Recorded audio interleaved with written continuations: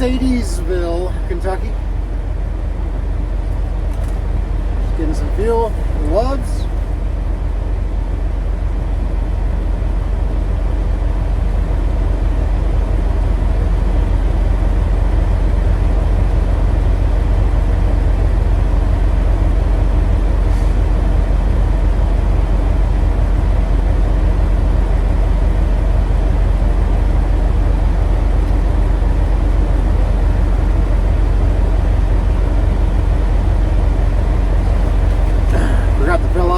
On my E-log here.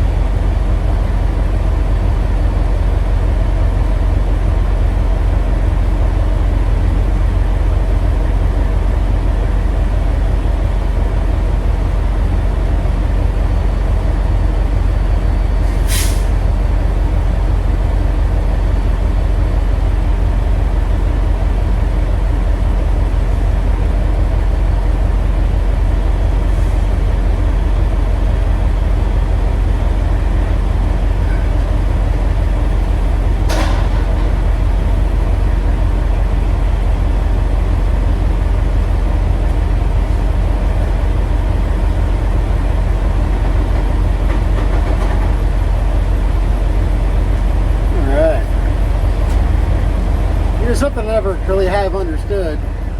That truck right there,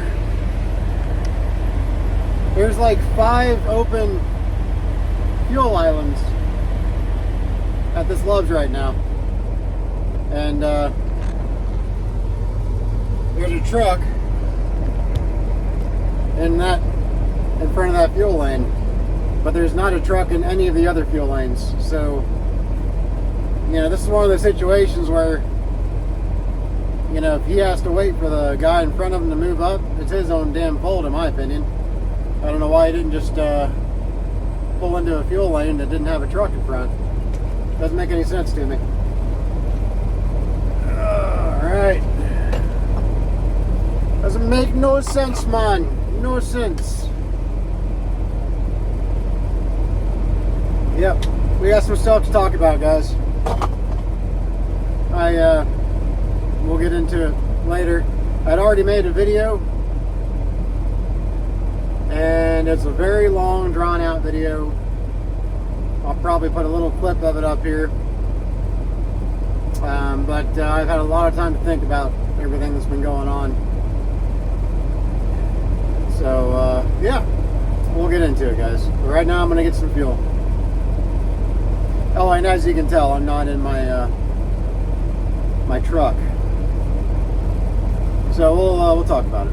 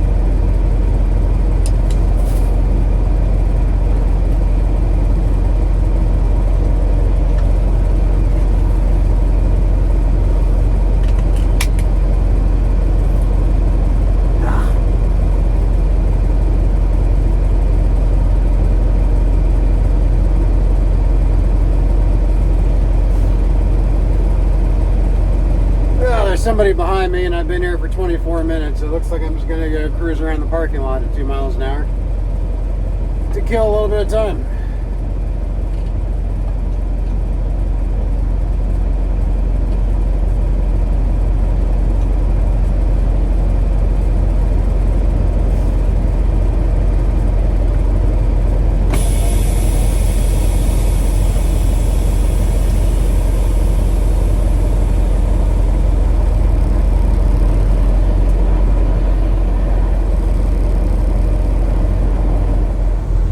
Tight at this Love's today.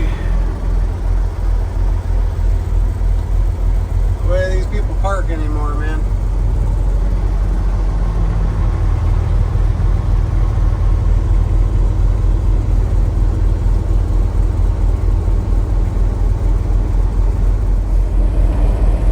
Now anybody in a spot next to them, if it's in an actual spot, is gonna have to get up in the middle of the night and make all them people move, and they're going to get mad at them for waking them up. And it's like, well, you shouldn't be there in the first place. I get it. I get it. There's nowhere to park around anywhere anymore, but come on. You can't get mad at somebody because they want to get out of their parking spot, and you're parked in a spot that's not a parking spot, and somebody's asking you to move so they can leave. You've got no room to get mad at that point.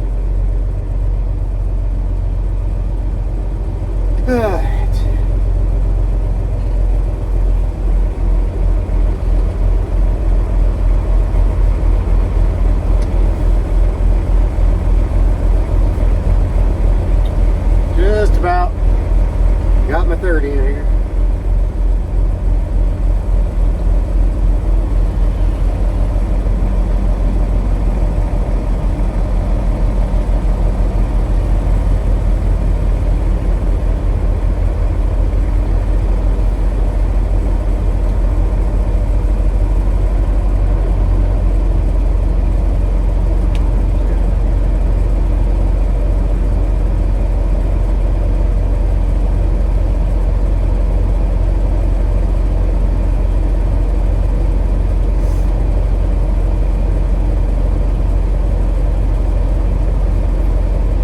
Expecting to be here for a 30, but by the time I came out, there wasn't anybody behind me, obviously, when I went inside.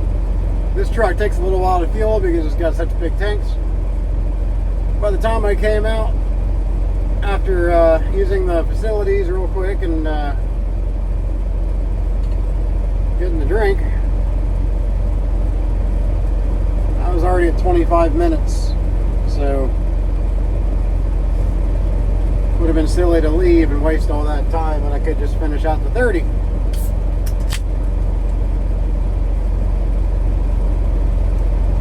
Should be switching over any minute. Any minute. Any minute now. Come on. Okay, I lied. It's not switching over yet. There we go. Now we're good. Now we got our 30. Let's get out of here.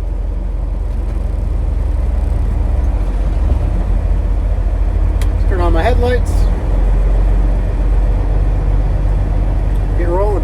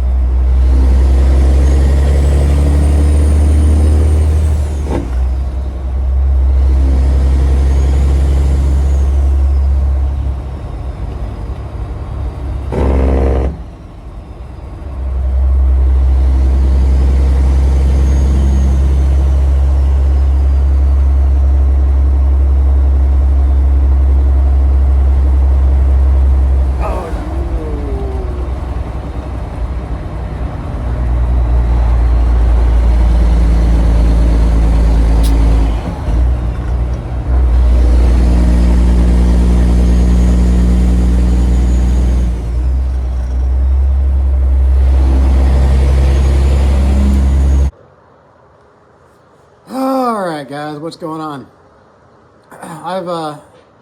I'm back home now, as you can tell. I'm not in the truck.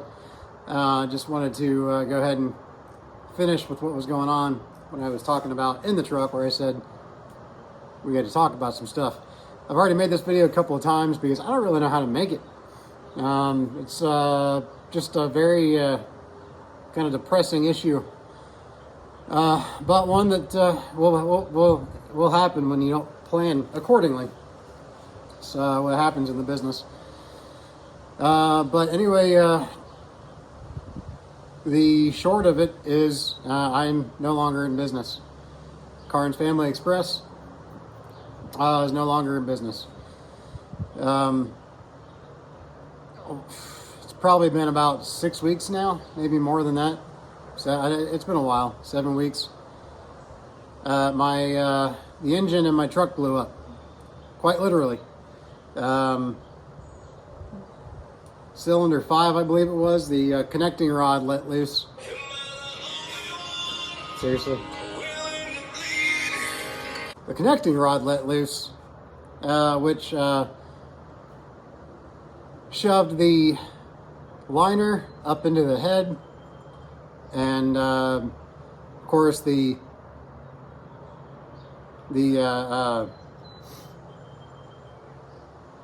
crankshaft, that's the word. Crankshaft is all scored up now. The head's destroyed. The entire engine needs replaced. Entire engine. And the warranty, they've changed the terms of the warranty on this truck. You know, I used to have that, PACCAR used to have that 7-year, 700,000 mile warranty. And they still do to an extent, but they've recently severely changed the terms. And it's no longer what it used to be. Not back when I had the camshaft replaced a short 150,000 miles ago. The terms for the warranty changed, and I'm only 10,000 miles. I'm 10,000 miles away from that 700,000 mile warranty expiring. I've got 690,000 on my truck now. But anyways, you know, it's a heavy component warranty, and everything listed on that heavy component warranty, well, everything that failed on my engine is listed specifically within that heavy component warranty. The connecting rods, the liners, and the head, all of those are included in that warranty. But the absolute most that they will cover, because of the mileage bracket that my truck falls in now, which is part of the new stipulations on this warranty, my truck falls into the higher end bracket, 650 to 700,000 mile bracket, which means the most that they would pay, according to the dealer, is going to be $4,000. Well, the estimate for the repair was over $62,000. So they were, you know, it's going to be a $62,000 repair bill for this truck. Can't do it. Just flat out can't do that. You know, I couldn't even come close to paying a $62,000 repair bill. And it ain't worth it to me to get a loan to do that. The truck's not worth it, and I still owe on the truck pretty good, and the truck's not worth anywhere near that. The truck is mechanically totaled with a repair bill like that. I've looked into used engines, but by the time you do a used engine, you're going to have $30,000 into it. With the labor and everything, you're going to have $30,000 into that used engine, and you won't. And that's not knowing if the engine's any good, you know, for the most part.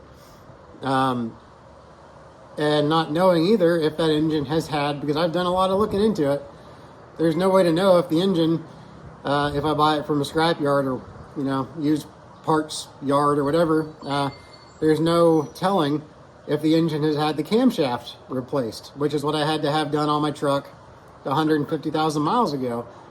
And that, if the warranty hadn't covered that, that would have cost me over $15,000. It was an engine out job. Well, the cam itself is around $6,000. So if I wanted to be safe before I put the new used engine in, I would have to fork out another $6,000 or more dollars for the cam just to be safe. So then you're talking $35,000, $36,000. Again, you know, for a truck that's not even worth that much. And I'll tell you what, I mean, and again, I'd still have to get a loan for that. I'll be completely honest. I still have to get a loan for that. You know, the spot market has not been friendly to me since I came out here, and that's not. I'm not crying about it. I'm just saying that's just how it is. We all know how the spot market's been. And with all the other debt that truck has put me in, again, being an open book here, all the other debt that truck's put me in, I can't justify going more into debt for that truck. It's just an endless pit at that point that you have to kind of draw the line somewhere. And so I drew the line there. And it's a bummer. You know, like I said, the first video that I made for this, it was extremely drawn out. I had a beer in my hand. I was not feeling too good. It was right after it all happened. But yeah, it's basically that's the crux of it. That's the main thing. I'm back being a company driver at the moment, and I probably will be for a little while because I don't know. I'll tell you what. Another reason why I just can't justify putting that money into that truck. It's just you know, to me anyway, I feel like everything's against you out here, you know, and you all know that. It's not news to anybody. But I'm tired of putting a crap ton of money into a truck only to take it across 70 in Indiana and think the frame's going to fall apart. I mean, it's just, you know, the roads are absolute shit. Absolute garbage, these roads are. And then you got these dipshit brokers that want to pay you $1.50 a fucking mile. You know, and right now the rates aren't that great. I know I've heard that the rates for dry van are up like a penny or something like that overall average. But they're still absolute garbage. Just trash. And I cannot justify continuing to put money into the truck only to have to come back out here and just not be able to afford to even continue to pay off that debt because it's just not worth it. You just can't, you know, with the kind of money that's out there. You know, I've made my fair share of mistakes. I won't say that I haven't. Absolutely, I have.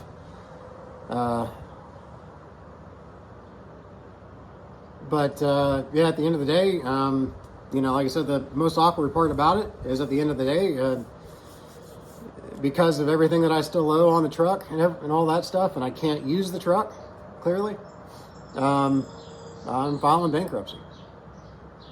So, you know, we're already dealing with it, going through it.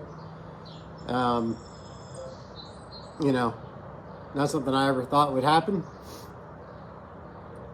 But it is, and like I said, I've really got no one else to blame but myself.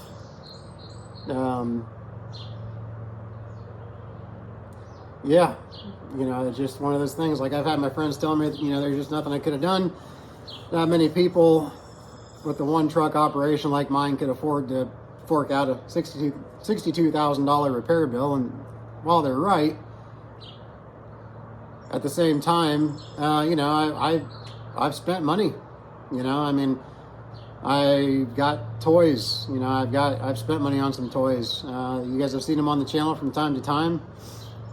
You know, I'm a big car guy, and although I And I'm basically just saying this right now so that anybody that wants to be an owner-operator, if they come across this video, do as I say, not as I do, kind of thing. You know, I've got some toys, which are, you know, pretty much for the most part going to be going bye-bye. And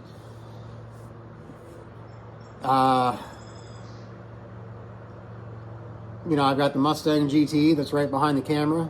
I've got the Jeep back here. And you know, I've got loans on them. I just do. I've got loans. And, you know, there's a YouTuber on here that I think is subscribed to me. I know I'm subscribed to him, and I watch a lot of stuff he does. He basically kind of points out a lot of the faults that some of these owner-operators have and things like that on his channel. And albeit I don't agree 100% with everything he says, he has very legitimate points that he brings up with a lot of these guys and a lot of business owners in general. And I kind of fall into that umbrella, and I'm not going to shy away from it. It is what it is. You know, I didn't, like he said, a lot of these guys, they'll buy these things because they want to show off. I don't buy this stuff to show off. I buy it legitimately because that's what I enjoy. You know, I've never had a car like the Mustang. You know, to me, a fast car. I know a lot of people that are really into fast cars. The Mustang GT isn't that fast, but to me it is. But I've always been a Jeep guy, and the Jeeps have a very sentimental place to me. I've been around Jeeps since I was born. You know, my dad had a 1987 Jeep Wrangler that he bought in '86 when I was 1 year old, and that was the family vehicle until I moved out. You know, I mean, he had that till I was 26 years old, and that was the family hauler, a 1987 Jeep Wrangler. He was one of the first people to buy a Jeep Wrangler, and I learned how to drive a clutch with that Jeep on his farm. You know, I still remember, you know, waiting for my dad. You know, my parents are divorced, and my dad got me and my sister every other weekend, and I can still remember waiting for those square headlights to show up to pick my sister and me up at my mom's house every other Friday. And I remember seeing those square headlights pulling into the driveway, knowing that my dad was there, because my dad was an awesome dad growing up. And I just, son of a bitch. Spam calls like freaking crazy, man. But anyway, I remember that stuff, and it's a very sentimental issue. Jeeps are in general. This Jeep behind me is my 11th Jeep, and I just thoroughly, and this is just what I enjoy. I didn't buy the Mustang or the Jeep to impress anybody. I bought them to impress my younger self, if that makes sense. Like, hey, look at what I've accomplished. Even though some will say I never really accomplished it because I got loans on them. I get it. I get the argument. But I was able to enjoy them for a little while. Who knows? There's still a chance I might keep the Jeep. I don't know. If I do, that'll just be purely selfish. It'll just be because I want to. I don't have to give it up. Thankfully, where I'm at right now, I'm making more money as a company driver than a lot of owner-operators are right now, especially if they're on the spot market.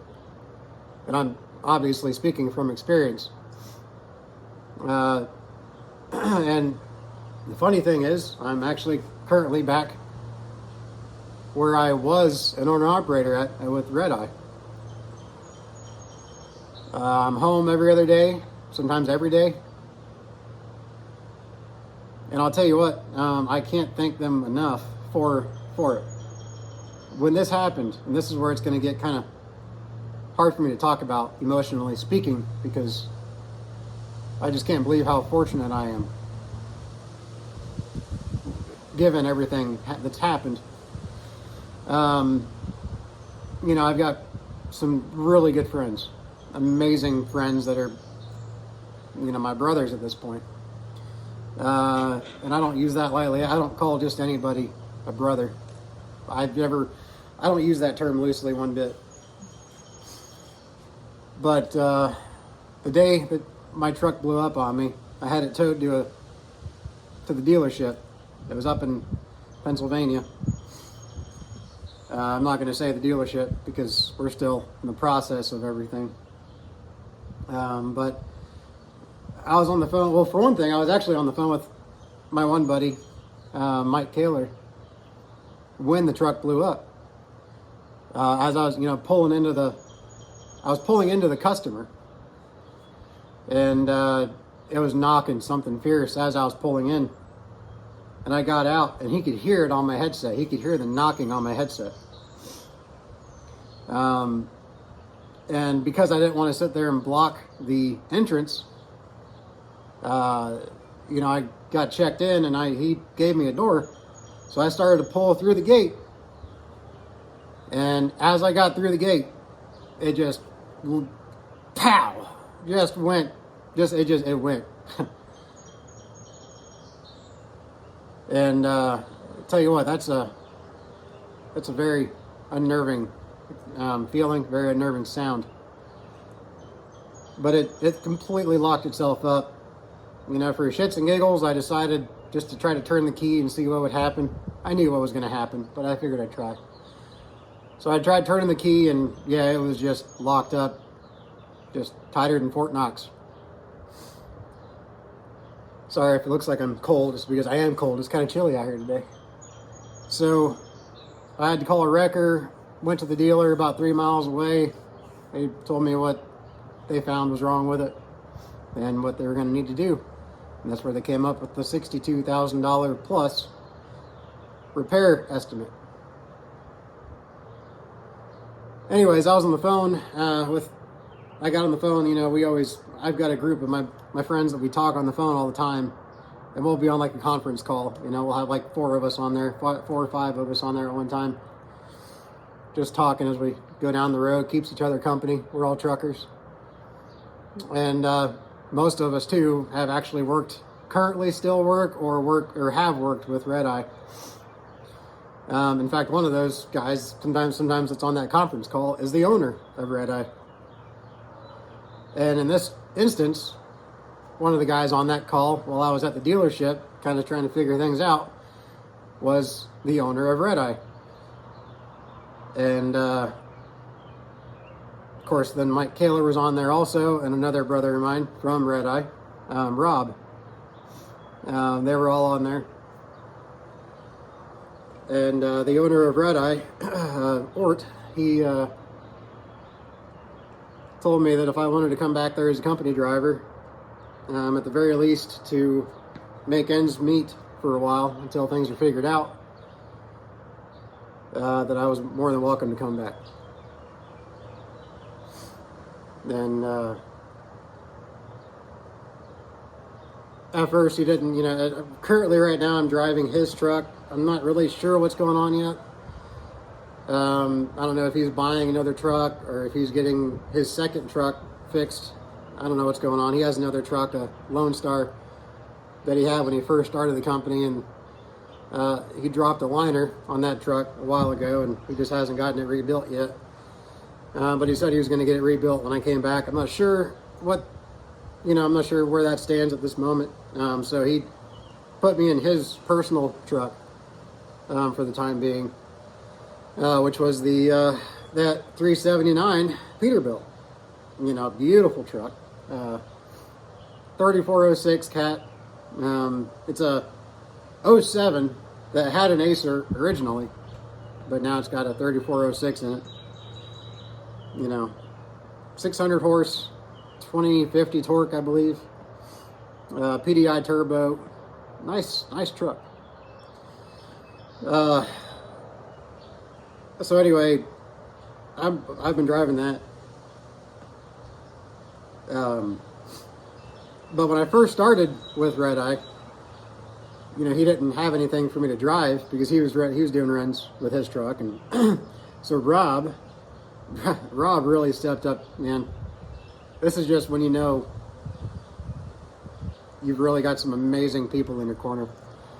Rob, who has a 2023 Peterbilt 579 with the Packard, he bought not very long ago, which he bought his, it was practically brand new when he bought it, and he got a ton of warranties that he paid extra for, thank God. But he talked to Mike Ort, the owner of Red Eye, and said, hey, can Corey and I team for a couple weeks, and we'll do all the certain runs that, he and I did when we switched off and I was an owner-operator, because we did basically the same runs. It's just I did his off day and he did my off day kind of thing.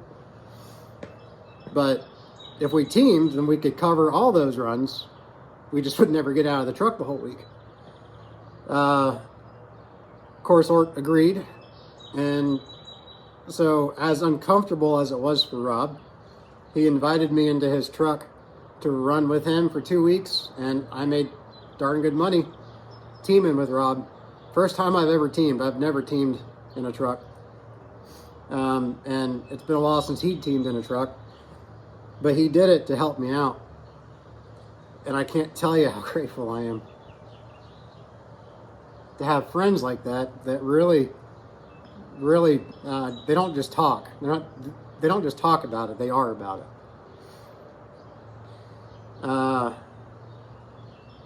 But anyways, like I said, it was pretty rough for a couple weeks. So like I said, right now I'm in Mike's 379 Peterbilt. But yeah, so that's really the gist of it. That's where we are. That's where we stand. And I know the comments are gonna be riddled with opinions. I get it. But let this be a warning to anybody out there that have the idea to be an owner-operator. I'm not going to tell you not to, but really think long and hard about it, especially with these newer trucks. I mean, golly, these newer trucks ain't cheap. I mean, it ain't worth anything, but to fix it, it ain't cheap. Like I said, I mean, I could put that $62,000 engine in there, and the truck would still only be worth resale with that kind of miles on the rest of the truck. It would still only probably be able to sell for maybe $45,000 at most. So after putting 62 in it, the truck itself would still be worth maybe 45. It's so ridiculous. But like I said, I mean, I was getting fed up with how things were going. You know what? People can say, and maybe they're right. Maybe I'm just using this as an excuse. I'm not working hard enough to get through it, and that, who knows? Maybe maybe deep down, subconsciously, that's right. But I was getting tired of never being home anymore. I've got growing kids, young ones, and I was getting tired of, my oldest crying every time I left because she didn't know when she'd see me again.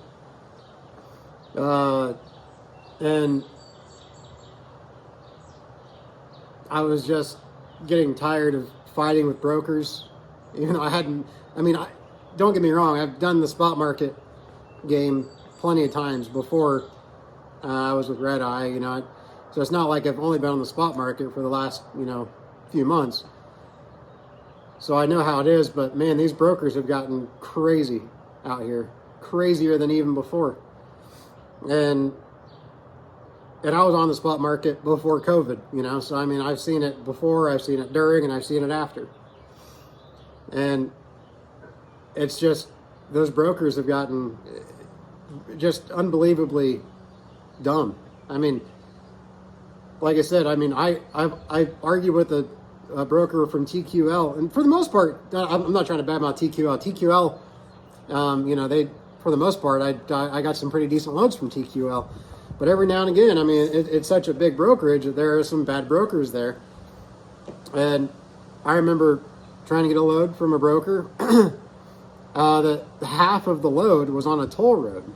You know, it was like a 1,000-mile load, and half of it was on the toll road going through New York, and then, you know, to make the miles shorter anyway, it would have been ideal to stay on the Ohio and the Indiana toll road. It was going to Iowa. You know, there's ways around the Ohio and the Indiana road from there, but it would have added significant amount of time to the drive. So anyway, you know, you're talking, oh God, a lot of money in tolls. They were trying to push it before tolls for about $1.45 to $1.50 a mile. And I understand the lanes, I understand where it was coming from, but like I told that broker, my truck doesn't understand lanes. My truck understands physics. And the physics are, my truck can't do a run like that for $1.50 a mile. Not when 40 or so more of those cents are going to be going to tolls. And that's before fuel.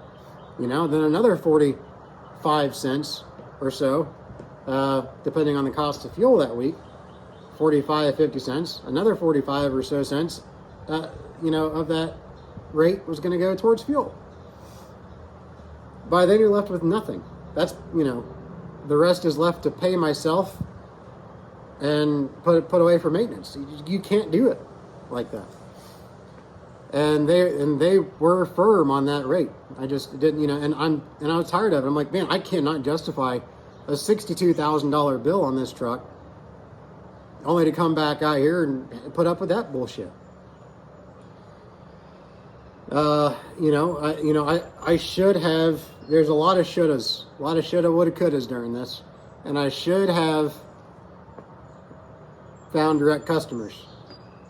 But even with the short amount of time that I had my authority, I wouldn't have been able to save up enough money even with a direct customer to fork out for a bill like that. You know, so it just happened too fast from the time I got my authority.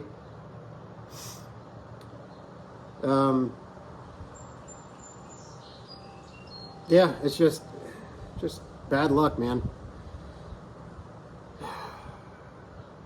But like I said, I mean, well, I don't want to say it's just bad luck. It's, like I said, it's bad decision making as well. I mean, I know people are going to tell me, well, I shouldn't have bought the cars, or I shouldn't have done this, or I shouldn't have done that.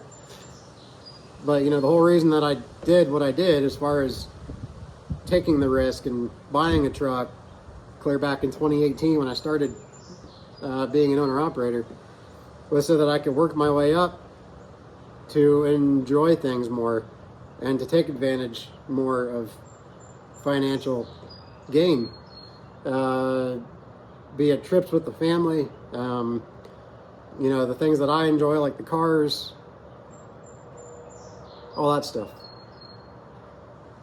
And I'm not the kind of guy that takes personal responsibility lightly, but when you don't have a choice, you don't have a choice. We are for sure keeping her van, my wife's van, but that's because that's the main way that she gets the kids around. And like I said, I keep going back and forth if I'm going to give up the Jeep or not. I want to, I don't want to, but I feel like I should, just to start fresh if I'm going to do this. But at the same time, again, two reasons I don't want to. One, the personal responsibility aspect of it.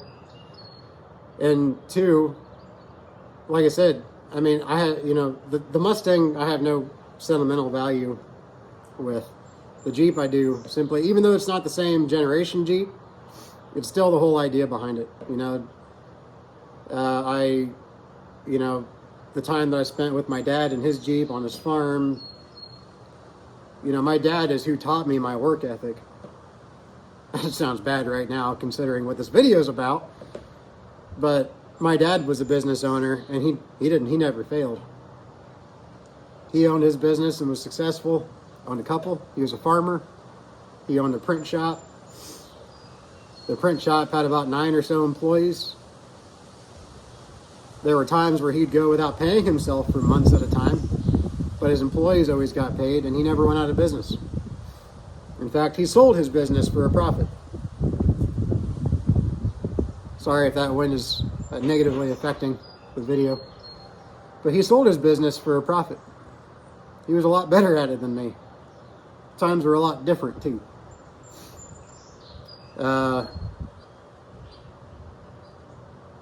So yeah, that's just where we're at. But yeah, as far as, like I said, the Jeep has a sentimental value to me, and I don't know. Again, like I said, I'm a car guy, but first and foremost, I'm a Jeep guy, if you want to be more specific, and I don't want to get rid of it, but I feel like I'm probably going to end up doing it just because I feel like it's the smart move in my current situation, even though, like I said, where I'm currently at, I could easily afford to keep paying on it, easily. So maybe I should just keep it. I don't know. But I'll say this though too, I'm planning on starting another YouTube channel. But I want to put this out there because I don't want to just skip what's going on right now and then keep posting to my channel here and then have everybody like, what the hell happened? Where's your truck at? What I missed. I don't want there to be any loose ends, so to speak. So that's why I'm making this video before I post anything else. And I'll probably post I have a whole other video made from like a couple days before my truck blew up, of me, like I had to replace the sensor on the truck, and I did that in the parking lot, and I was showing how to do that. And so I'll probably post that later, just not right now, but I just want to get this video out there and get it done and over with because, it's not exactly a video I'm proud of, at least not the basis behind it. But I forgot where I was going with that. But, oh yeah, I created I'm going to create probably another channel based more around cars, because that's quite frankly, that's where my passion is with automobiles. Whether it's fixing them or going and looking at them at, like doing like I found out this past weekend, I've been thinking about, well, if I get rid of the Jeep, I'm going to still need a car myself. So I've been looking at some cars I can buy with cash. And, older cars, but still cars I can enjoy. Maybe do some work on, some wrenching on. Make videos on me doing that wrenching. And also make videos of the process of buying cars, because I've bought a lot of cars over the years. And there's a certain process that I go through that I wouldn't mind, going over on that channel. People that aren't avid automobile buyers, things to help them along the way to buy a car and know what they're looking for. But also, like my son and I last weekend, I was looking at we went on a Sunday when this lot was closed because I wasn't planning on buying anything that day. So I just wanted to look around and see what they had. And I'll tell you what, man, this dealership was like, it was like the mecca of time capsules. They had some amazing cars. And I'll put a little clip in here of my son and I looking at one of those. See, this is what I love right here, looking at some of these old cars. I got my son with me. This right here, this puts me in a hell of a good mood. I could be in a bad mood and come here like this. And yeah, I'm looking for a old used car to get out of car payments, to be done with car payments. And this dealer I stumbled upon has an amazing selection of used cars that I just can't get enough of. It's like they're old time capsules. There was a 90 or 91 Camaro RS in mint condition with 78,000 miles. This is amazing. This is hope. If I start, maybe this will sound weird, if I start the new YouTube channel, but if I do, this is going on there. This is going to be like the opening of my new YouTube channel. Working on, looking at Subscribe cars. to my dad. Yeah, what he said. This is great. An old conversion van, man. I love it. Here, look at it, bub. I'll show them that back here. If that doesn't bring back the 90s, 80s, and 90s to you guys, I don't know what would. This is ironically, I think this is probably like a 2002 Chevy Express van, 1500. But, it's just this style of van was popular in the 90s, 80s, and 90s. My parents had two of these when I was a kid. Stop with the faces. But my parents had two of these when I was a kid. We went on road trips with them all the time. This is my childhood right here, man. Oh, this puts me in a good mood. I love it. All right, we're gonna go keep looking around. They're closed right now, the dealer is, but like every single car is unlocked pretty much. But I'm not gonna give the name of the dealer because I don't want people to flock here, you know, when they're closed and mess with the cars when they're not locked. But pretty cool.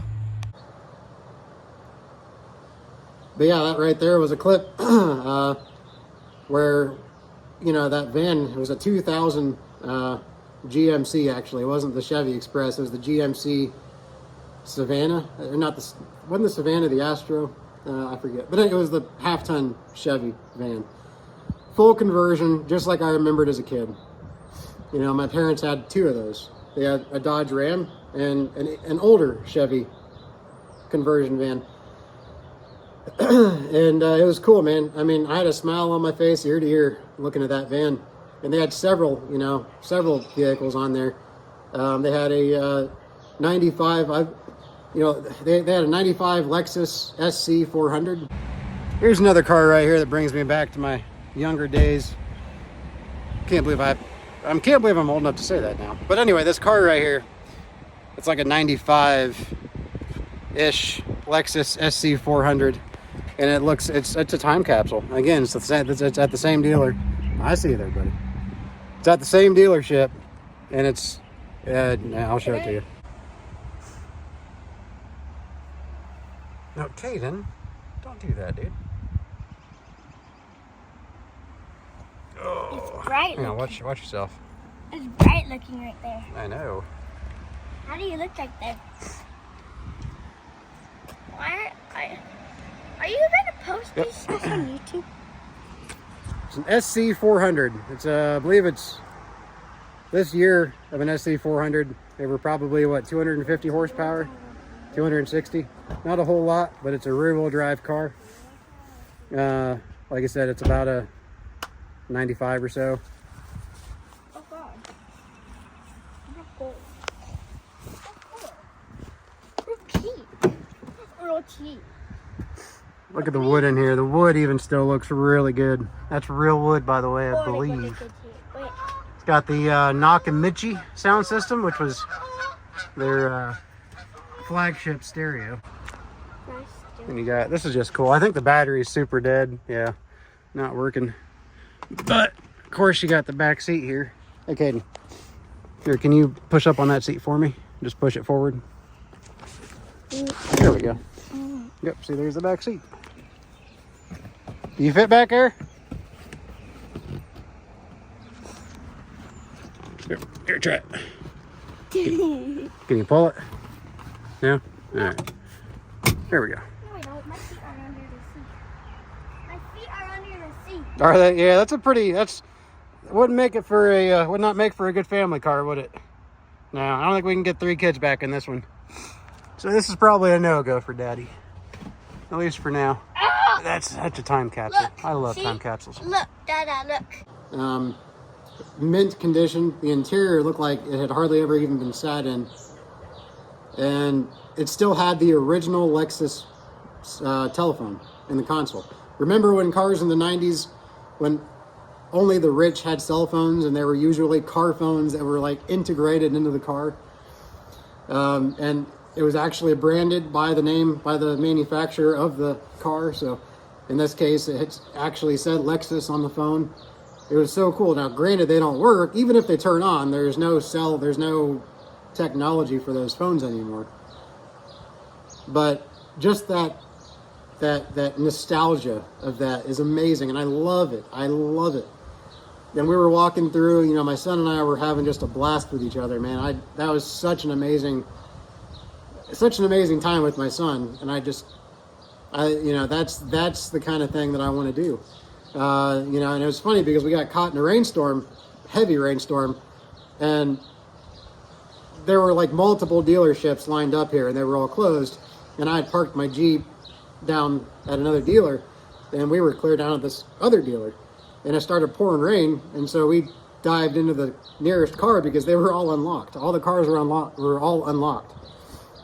And so we dove into the nearest vehicle to get out of the rain. Just so happened to be a Porsche Cayenne. Really nice Porsche. Really nice. And so we sat in there and just enjoyed the car and just looked at it. And just kind of basked in the simplicity of it all, I guess you can say. And, you know, I kind of want a channel based around that kind of thing, that kind of car thing like that. You know, my friends kind of gave me an idea of what to call that channel. I'm not going to put the name out there right now, but if I do that channel, then it's probably going to be that name or something along those lines. But that's really, guys, that's all that's going on. That's what's happening. It's a big deal. Again, I know there's going to be some comments in the comment section. And every single one of them is going to be valid. That's really all everybody's going to have their opinion on it. And they're all going to be valid opinions. I can already tell you, because I have, like I said, people are going to point out my mistakes. Mistakes are valid. So, again, I just kind of wanted this video to be put out there so that people can see it and know what not to do, I guess. And kind of take it for what it's worth.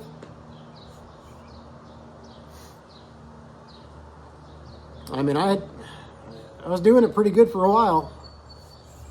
Most businesses fail within the first year. Even more businesses, you know, higher percentage fail within the first 5 years. And I lasted 8. Whether that's a good thing or a bad thing, I don't know. Whether it was all luck or all, I don't know. But maybe one of these days I'll get back out there. But right now I'm just kind of taking it easy and kind of enjoying not having a truck to worry about. Just drive. And yeah. But anyways, y'all, I guess that's really all I'm going to say. Y'all have a good one out there. Stay safe. And, you know, although I'm not thriving at the moment, I'm still surviving. That's all we can do sometimes. Hope you guys are doing a lot better than me. But y'all have a good one out there. Stay safe. And we'll see you guys in the next video.